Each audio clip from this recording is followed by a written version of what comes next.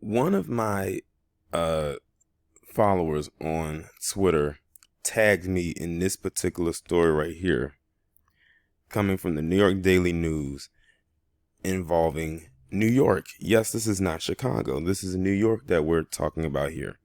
And this too happened over the 4th of July weekend, allegedly.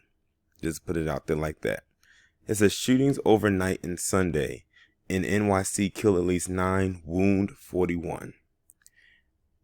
I said immediately when I saw this headline, they are about to turn New York into the new Chicago as far as these shooting stories go. Follow me here.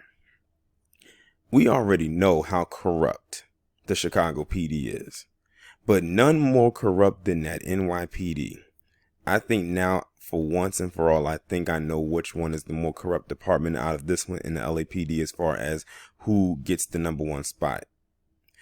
Definitely the NYPD, for a multitude of reasons. Look at their history. Look at it. It's very obvious.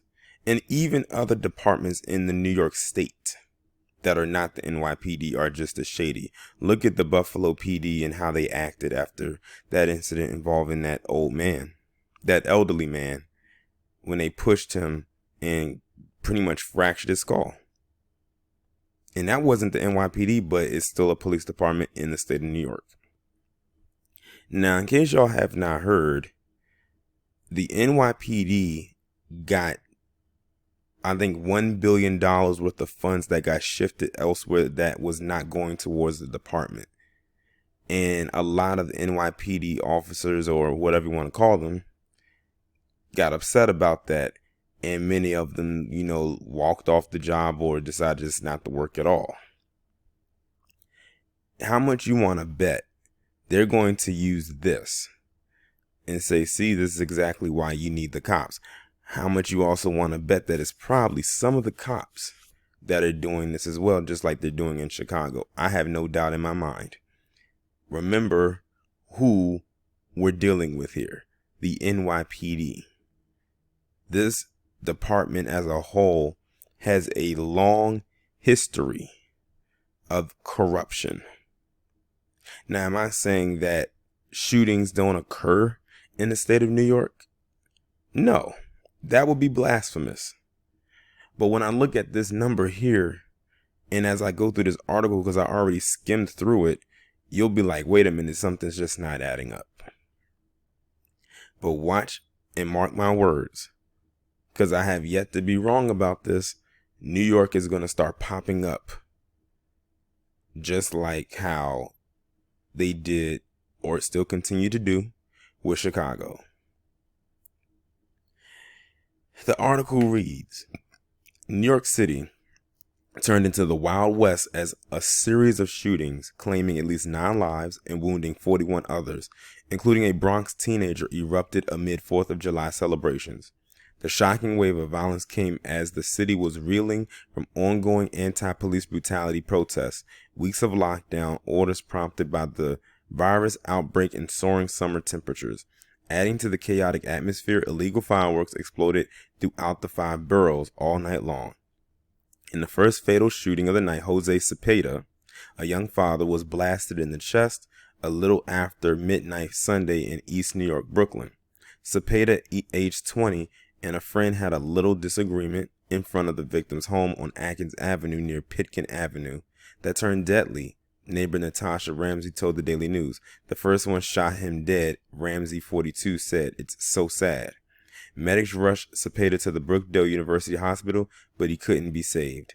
That was just the first in a series of horrifying incidents that cop unions blamed on Mayor de Blasio and Council Speaker Corey Johnson, who last week passed an annual budget that shifted about $1 billion in NYPD funding, a move aimed at meeting activist demands for police reform.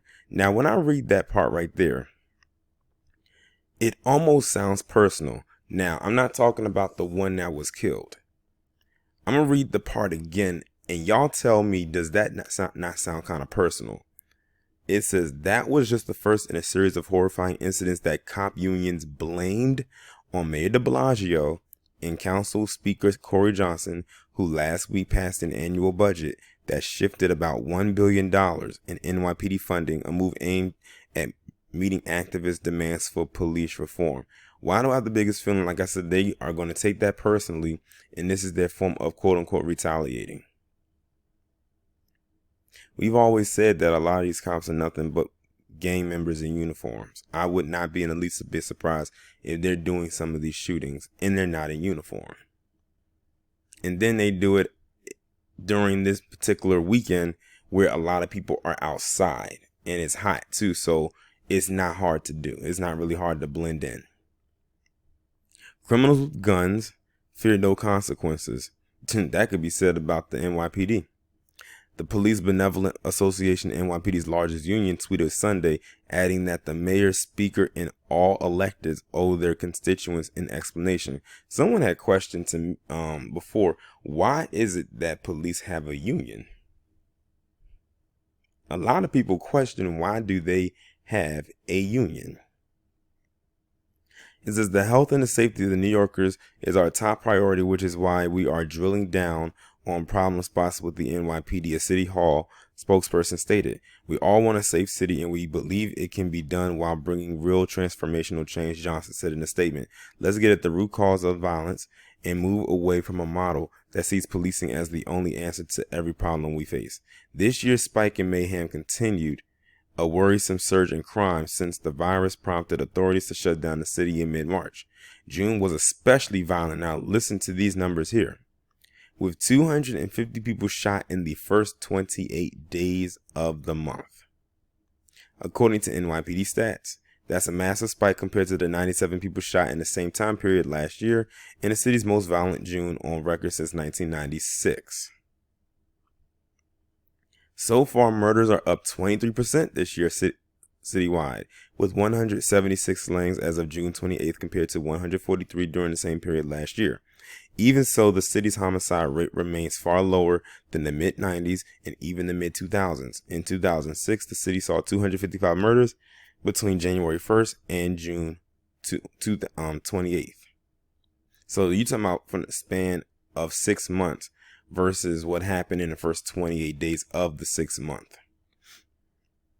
In Harlem, Sunday, a 23-year-old was fatally shot on West 116th Street near Morningside Park around 2:40 a.m. Police were notified of the shooting after the victim checked himself into a hospital and died minutes later. We were having a barbecue out here. Everybody was having fun, recounted a witness who declined to give her name. If there even really was a witness. I went inside and I came back down and everyone was running into the building saying, they shooting. They just always wanted everyone to have fun and enjoy themselves, she said of the victim, whose identity could not immediately be confirmed. Everyone here knows him and looks at him like a little brother. A 19-year-old man was fatally shot in the chest and a 27-year-old man was blasted in the left shoulder around 4:20 a.m. after a large dispute erupted on East 39th Street near Avenue D in East Flatbush, Brooklyn, sources said. This block has a lot of love, but what happened last night wasn't love, a resident remarked to the news. Both victims of that incident were rushed to Kings County Hospital, but the teenager could not be saved. The older man was in stable condition. Just 40 minutes later, a 40-year-old man was fatally shot in the chest on Sutter Avenue near Mother Gaston Boulevard outside the Hughes houses in Brownsville, Brooklyn, police said. The victim was rushed to the Brookdale University Hospital where he died. Just a half a mile away from the night's first fatal shooting, a 22-year-old man and 23-year-old woman were shot. Okay, before I go any further, are y'all seeing this here? This is almost like the same kind of a pattern that they do with Chicago, where all these shootings happen in the same night, allegedly, at these various locations. And I asked the question again, like I did in the Chicago video. Who is doing these shootings? Is it Nightcrawler? Like I said, is he teleporting from one place to the next and just fires off a couple of shots and then teleports to the next spot? Like, look at these locations. Like, they're just all over the place. And they happen in such a short time span or a time window. And guess what? By the time I get to the end of this article, they gonna say they have no suspects. Just like Chicago. It says both victims were taken. Okay, I read that part. In Harlem, a 26-year-old man was clinging to life after 6 people were wounded in a shootout that erupted at a party on 131st Street and Lenox Avenue just before 1 a.m., police said. Medics rushed 4 of the victims to Harlem Hospital, while 2 of the victims walked into the hospital later in the evening with gunshot wounds. There were no arrests in any of the incidents. There you go. And they said investigations were ongoing. More like internal investigations ongoing. On Sunday afternoon, now mind you, what I just read to you, that was all I think that happened in Saturday evening going into Sunday morning. Now it's starting to talk about what happened Sunday afternoon. On Sunday afternoon and evening, a frightening wave of violence erupted, leaving 5 men dead, a 21-year-old man in Brownsville, Brooklyn, and a 29-year-old man in Mount Eaton, the Bronx, and 2 men who died after gunfire on East 171st Street by College Avenue, also in the Bronx. 2 other gun violence victims were wounded, including a 15-year-old boy and another man shot in the College Avenue gunfire. The teen shot in the chest on Madison Avenue at East 110th Street in East Harlem just before 6:45 p.m. was rushed to the Mount Sinai St. Luke's Hospital and was in stable condition. NYPD Assistant Chief Kathleen O'Reilly, the commanding chief of Patrol Borough Manhattan North, called the violence disgraceful. "Where are the elected officials and violence interrupters?" She tweeted Sunday. "The community is suffering. The mayhem came as the city has been on edge following weeks of BLM protests sparked by the May 25th death of Black Minneapolis man George Floyd under the knee of a white terrorist." Well, Sunday's shooters took advantage of an ongoing atmosphere of crisis, said Councilman Donovan Richards, who chairs the Council Public Safety Committee. "The people exploiting this moment are sensing the division on the ground, and they're totally taking advantage of the streets. Without a doubt, they sense division, and therefore they understand they can take out their retribution on each other in ways they weren't doing years ago because there was much more unity between the department and what's going on the ground." The carnage drew the attention of 45, who's been on a rampage of divisive statements as his re-election odds are threatened by his ham-fisted handling of the virus and nationwide protests. "Chicago and New York City crime numbers are way up," he tweeted Sunday evening. "Shootings up significantly in NYC, where people are demanding that Governor Cuomo and the Mayor de Blasio act now. Federal government ready, willing, and able to help if asked."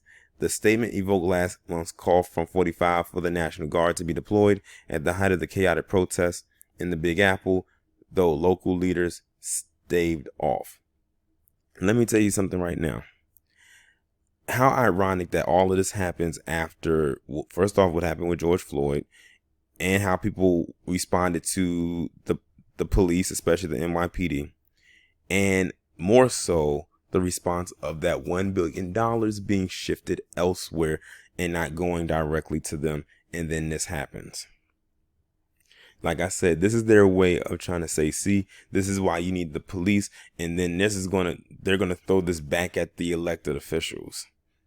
The writing's on the wall. They practically told on themselves with their tone in the article. Like I said, you always got to be a good reader of body language and tone of voice. They each will tell a story every single time. But expect this to continue to happen. So I'm predicting that along with Chicago, let's see, when's the next big holiday? That's going to be, I want to say, Labor Day. I think that's like the next big holiday weekend. So that's September.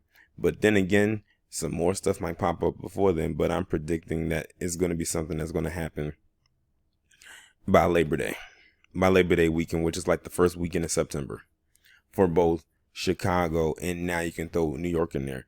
Just reading this, New York is the next prime area where they're going to start doing these highly inflated shootings that occur. Now, let me say this again.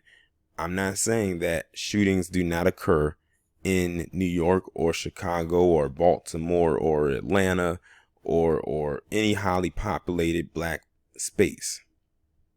Even though in New York in particular, these areas are very diverse. So this could be a switch off thing. See, now they're going to do the whole black and brown thing with New York. For the most part, everyone else is going to be just predominantly black. Now, I said, I'm not saying these shootings don't happen, but these numbers, they're not adding up. And I see the writing on the wall when it comes to the NYPD. I see why they're doing it. It's so blatantly obvious.